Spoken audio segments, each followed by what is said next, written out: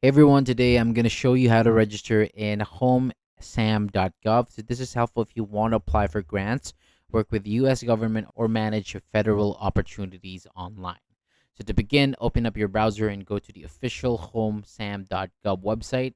And on the home page, click sign in, and then home Sam.Gov uses the public swan account for government. So if you do not have an account yet, choose create an account, enter your email address, create your password, and follow the verification steps sent to your email. After your account is ready, sign in and go back to homesam.gov, and from there choose the option to register an entity. So this is where you will enter important details about your organization or business, such as the legal name, address, and other required information. So take your time here while filling out each section.